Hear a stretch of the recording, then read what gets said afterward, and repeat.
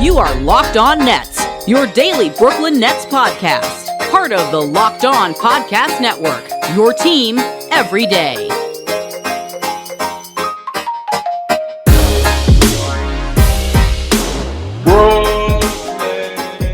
Brooklyn, yo. Yes, welcome back to the Locked On Nets podcast on the Locked On Podcast Network. It's your team, the Brooklyn Nets, every single day. I'm Adam Armbrecht. He's Doug Norrie, and this is going to be a somewhat unique episode as we're going to dive in on the current James Harden situation, the trade speculation. But because we wanted to make sure we got to cover this together, and I will not be available later, we're going to dive into James Harden now. Then the game will get played, and Doug will give you that wrap-up on the back end, any of the takeaways. We know right now, questionable for Harden to play in this game, so there's going to be a little bit of unevenness as far as the first two segments and then the follow-up one, but Doug's going to bring you home for a nice soft landing later. Oh, we got you all covered. Yeah, no, It was like, it was so close to just even having an emergency podcast over the weekend, just because, just to sum it up, if you've been living under a Nets rock here, that there comes out late last week that the Nets were now maybe open to the idea of trading him, and that he might want out. And it's like all kind of a little bit of conjecture here, but the general themes are that it's no longer, let's put it this way, it's no longer a certainty that James Harden is like going to resign and be a Net for the rest of his career. Like that's kind of where we sit now. Go ahead. A little bit of deja vu around, the further from 0% chance that the Nets miss the playoffs. This is, a theme with Doug, right? Now it's a lot further from a 0% chance that James Harden is still a Net after the trade deadline.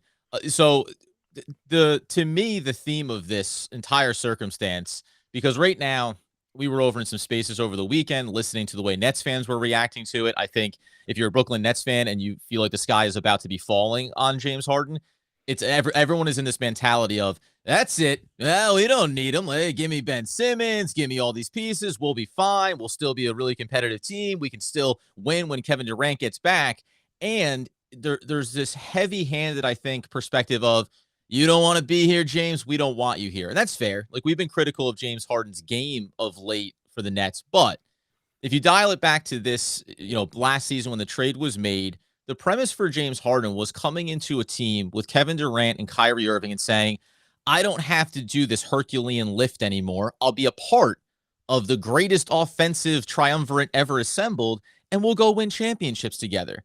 Cut to, you have the mandate with the city, so Kyrie isn't available. 14 games in the season, Joe Harris goes down. Kevin Durant has had a couple of little injuries here and there.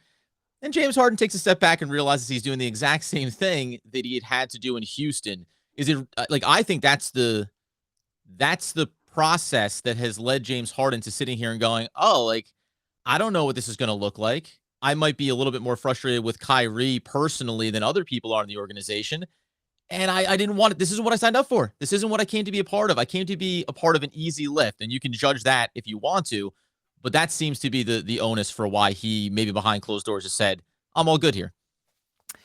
Yeah, I mean, on a high level, this is just such a disaster. I don't really know another way to couch it. And we can get into like a possible return on him in a second. Like we'll dive into that a little bit, like just some, float a couple different little ideas around here around like what could possibly come back if they do it at all. But from a high level, it's like one of these things where if you look back over the timeline of the sense, has it ever been, can we just have like one normal, I'm just asking too much, have 3 normal days in a row with this group? Like, it's like unbelievable. Since he first came over, it's just been nothing but, a lot of this stuff isn't his fault, by the way, but it's just been like nothing but problems. It's been nothing but problems. It's like, Kyrie sits out for an extended time, last season. That's in and around like the trade piece. Everyone, they can never stay healthy together. Like they all get hurt at the worst possible times of no fault of their own. Right? They fight through some of this stuff. They can't get it done. They lose in epic fashion, sort of at the end of the Bucks series in the playoffs. And then you roll right into, it's like there was like one day, or there's probably like 5 days in the offseason. And I remember specifically the game against Chicago. That was the one day, right? The game No, against it was Chicago before the season. Before the season started, it was like, oh, looks so great because that's when I put in like a bunch of over bets on their wins and like and tweeted out something like they have no flaw, they have no weaknesses. I literally, since that happened, it's been all downhill again. Like it's and now we're entertaining this idea of Harden leaving, and frankly, I'll say this too: it kind of doesn't even matter if they trade him at this point because there's just so much. It's just another sign that like it just has not worked out, right? Like, and so like maybe he at this, maybe they don't trade him. Maybe he stays through the deadline and re-signs a 5-year deal with the Nets. And it's still after that, I don't think so either. But like, like at this point, it would still just feel crappy. Yeah. You know what I mean? Like, I mean, short of them winning the championship, I'll tell you the only difference. It's like if they win the championship with this group, I think it's like probably the only thing that undoes it. Yeah. But I think that's literally like the only out. Like it's after that, it's just been one thing after another with the whole team, and this is just such another example of it. It had come out, and some people speculated this is like the Nets, separating Kevin Durant from the situation that Durant would prefer that Harden still be here through the deadline. They try to win a championship together. Do you think that, because you said about that possibility, this feels like regardless of what happens in this moment, this is it's done. This iteration of this thing is done. That we never really got to see, frankly, right? Like we never got to see these three guys play together. We never got to see them on deep playoff runs and going for championships. Like this effectively is the end of that version of things. The question now kind of becomes, does James Harden in the short term perspective say, yeah, but even right now this year, I have a chance to go to Philadelphia and maybe win a championship, as opposed to even if I stick around, I don't know that we're going to, that means we're going to be the version of this team we thought we were going to. Still don't know about Joe Harris, Kyrie, only away games. Like that to me, I guess maybe is the onus to say, yeah, it's not even like, let's go out on a high note, fellas, because I don't even know if that's possible right now. And this is like to James Harden's mind, not necessarily the way Kevin Durant is looking at it, Kyrie, or obviously the organization.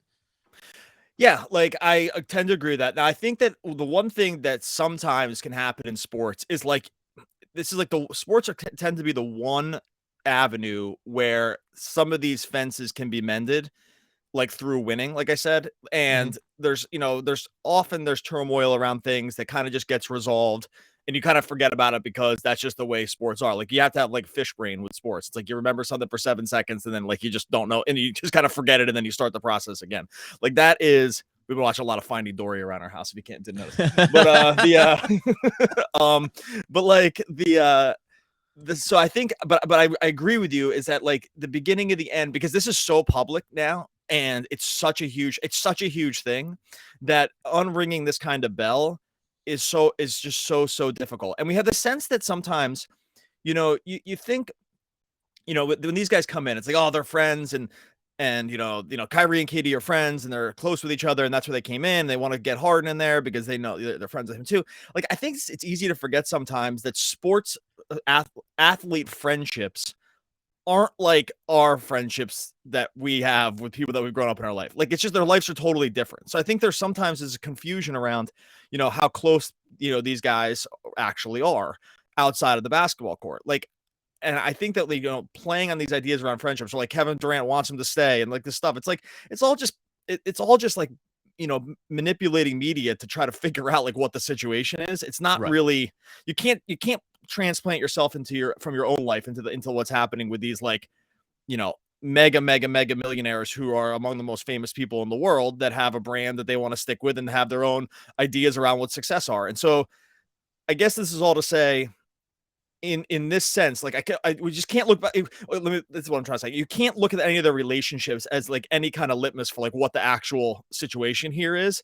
And once you get past that part, I'm with you. Like you just don't, like, it's so hard to see the path of him returning in some like crazy functional way that makes it as if like none of this stuff ever happened. I don't think we'll be able to do that. And by the way, it's let's talk about, the PR piece of it, right? And making it so that Kevin Durant can be outwardly saying, oh, of course I wanted him to be back and be a part of this. And to your point around friendships, like my friendship is based around how successful we can be. And regardless of personal feelings, if you're James Harden and you're pushing to be traded here before the deadline, my sense would be, if I was in Kevin Durant's shoes, of, you don't think, like, I get it, man, it's been messed up. But you don't think that when I get back healthy that we can't go win a championship? Like, from a purely basketball standpoint, I wonder if Kevin Durant looks at it and goes, all right, like, then let's figure out what we can do here, because I know the player that I am. I know how I view myself, right? And I think that no matter who else I'm playing with, my team has the best chance to win a championship. So it feels like once these tea leaves start to get spread out, it unravels in a relatively quick process. So take a quick pause and then get into what this potential trade package looks like, and maybe what the Nets' approach should be at this deadline if this James Harden movement is an inevitability as opposed to a possibility. Yeah, we can get more into like the actual, just like, what these things would actually look like. Make myself feel a little bit better here by talking to you about Built Bar. It's a time of year you're about a month out from making those New Year's resolutions. Staying healthy, staying fit might have been one of them. Maybe you're trying to wane a little bit. It's okay. Grab some Built Bar. Make sure you're getting some healthy options as you keep with those New Year's resolutions. Maybe you want to try the puffs. They got those as well. The puffs are the first ever protein infused marshmallow. There you go. These guys have protein just absolutely solid, fluffy marshmallow. Not just a protein bar. They're actually kind of like a treat, except they're also good for you. And then you get the Built Bars themselves. 100% covered in real chocolate. That's real chocolate. And you're thinking to yourself, well, how on earth could that be actually healthy for me? If it's just covered in chocolate like a candy bar, that's because the stats absolutely crush the candy bars. 130 calories, just 4 grams of sugar, just 4 net carbs, 17 grams of protein. Don't even look at the numbers for the candy bar, folks. This is like, it's double or even more in all those categories. And then you get the flavors: mint brownie, coconut almond, and new this month, the white chocolate cookies and cream. All delicious, all new flavors coming out all the time. If you think the flavor might be good, they'll make it. It'll be delicious and will be good for you. Go to built.com. Use promo code LOCKED15 to get 15% off of your order. Use promo code LOCKED15 for 15% off at built.com.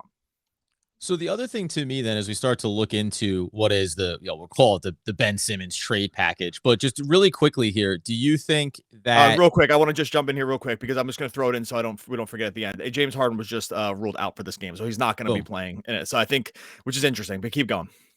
And probably pushes us closer this direction. Because a real quick thing I was going to say was, would there be any possibility of how the Nets approach this trade deadline in terms of adding other pieces to make it possible? To KD's suggestion of wanting to keep James Harden around, well, here's other moves we could make before we move off of you. That seems like that's probably a moot point now if he's out, because that has to be an indicator. And let me just say one thing about that too, and then we'll talk about some of these examples of trades. Is that it's funny, and you're going to see why there's a huge difference here around the Simmons thing as opposed to other stuff. The Nets have very few moves they can make with the way their roster is structured around like their salaries. It's tough. Like, I know they have the trade exceptions, and they're not hard capped, although because there's like some places that say they are hard capped, which disqualifies them for trades. But I think that's been misreported. Like, we got into someone this weekend, but they're not hard capped. So there's like some stuff, but the way they're structured, they just don't have like a lot of tradable stuff. And so whether it's like they have a couple of like interesting young guys, but the money doesn't even come close to matching, bring someone of value back. Right. So like only like Joe Harris's contract exists like in the middle of the zone. So anyway, so that's like, that just speaks to the idea of, are they going to be able to upgrade the roster in like meaningful ways to go the other way to say, hey, bring on, get more hands on deck here. That's actually, frankly, way harder than this other thing. And so that's kind of where we stand with that.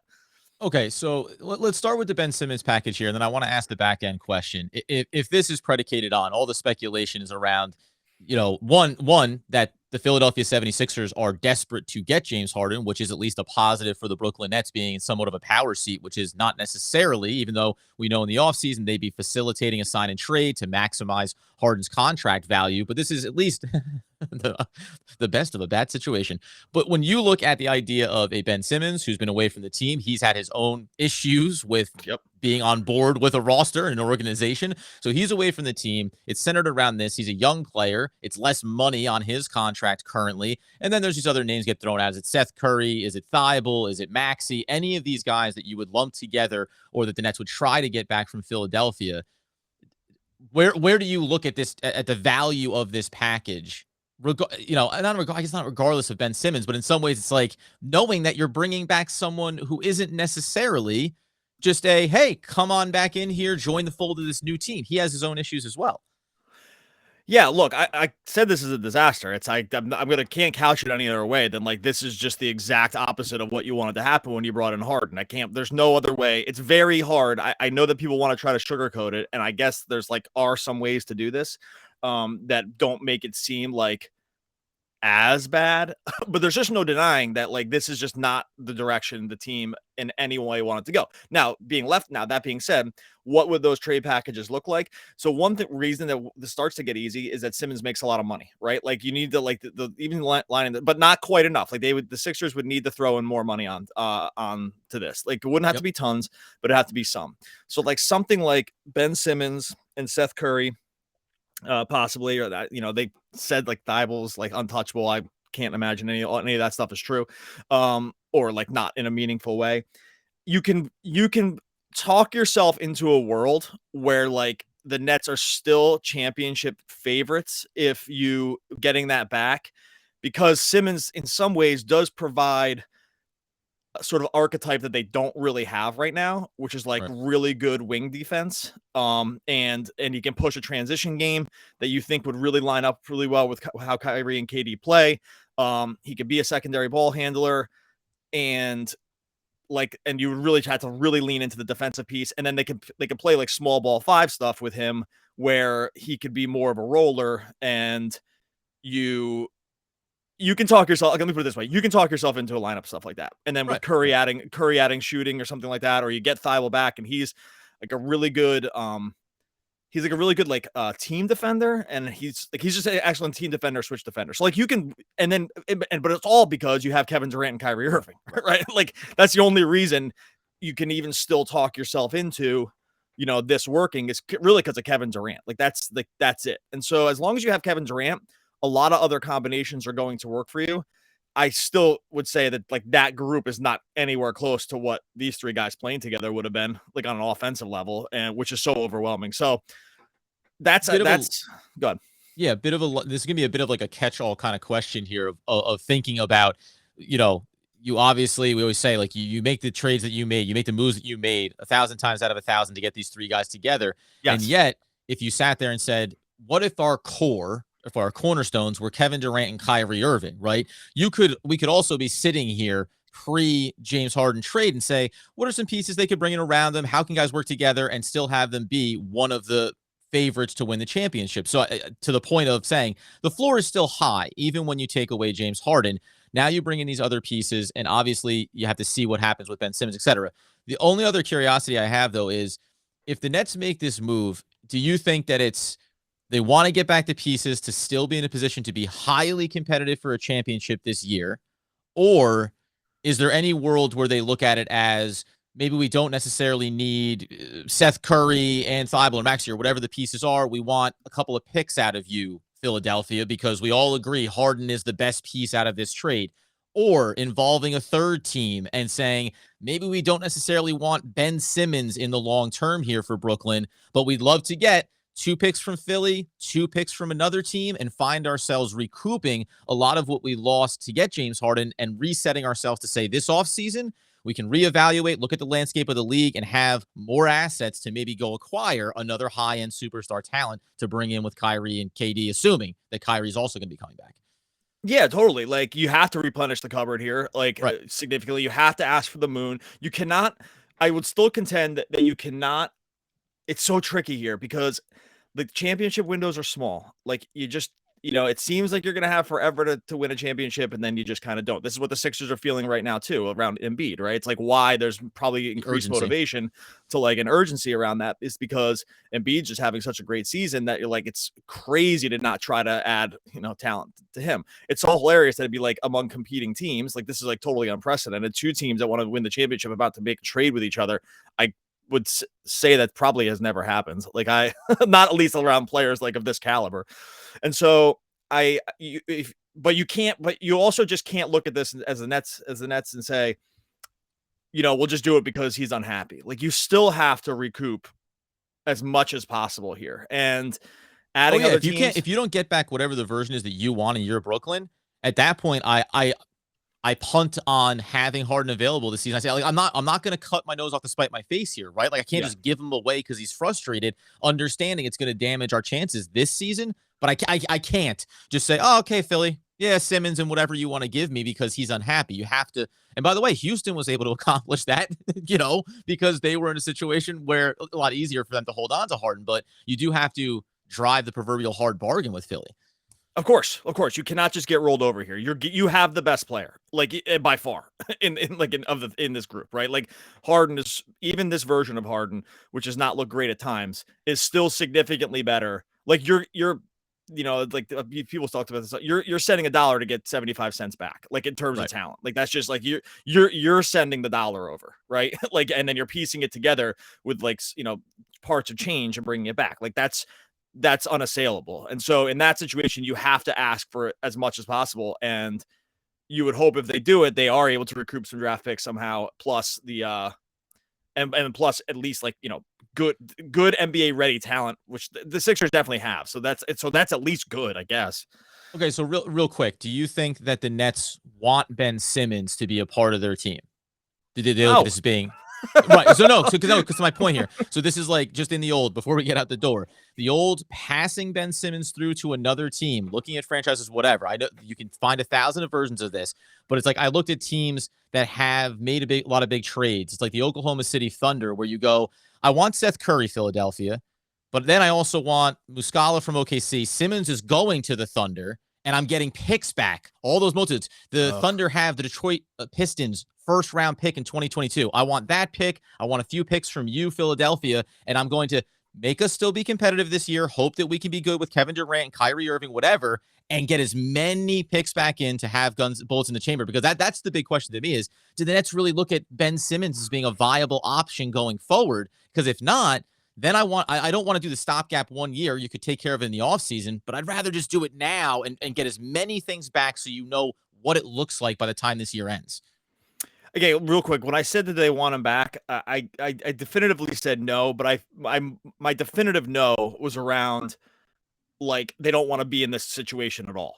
Like that was where the no came. Now, after we move past that, I think I'd still probably risk it and bring in the contract in to see if it actually could work, because like you can revisit it in the offseason, right? Like I'll put it this way, his flaws would be, which are many, like he can't shoot. It's mostly he can't shoot, which turns out in basketball is like pretty damn important. But like, who knew? But his flaws would actually not look as bad on this team as compared to like running half court pick and roll offense with Joel Embiid, right? Like this version of Ben Simmons is much more palatable with the Nets personnel than it was when he had to like play as like the primary creator around essentially a post-up center, right? And so like I do think in that world, I'd probably bring him back and try to see if it really actually did work. And if it didn't, then I'd probably sell 50 cents on the dollar again to get him out. But like, I think I'd at least give that a try first. So anyway, okay, look, right. We'll be back. I'll be back after this. I'm going to we'll do a quick read, and then we'll jump back in to quickly break down the end of how the game against Denver worked out on Sunday. First, got to tell you about our friends over at BetOnline. BetOnline has you covered. More props, odds, and lines than ever before. Football continues its march through the playoffs. We're getting to the big game, folks. Just a week away on that one. BetOnline.net remains the best spot for all your sports scores, podcasts, and news this season. Not just football either. They got the hoops. Then they also got the NHL, boxing, UFC. Throw some Vegas stuff in there as well. Don't wait to take advantage of the amazing offers available on BetOnline for the 2022 season. BetOnline, where the game starts. All right, we're going to take a quick break. This ends the James Harden trade speculation update information station for YouTube. Be sure to go over to the podcast feed where Doug's going to be breaking down the recap of the Nets and Denver Nuggets game. And of course, if any little tidbits of information come, he'll be sure to include those as well.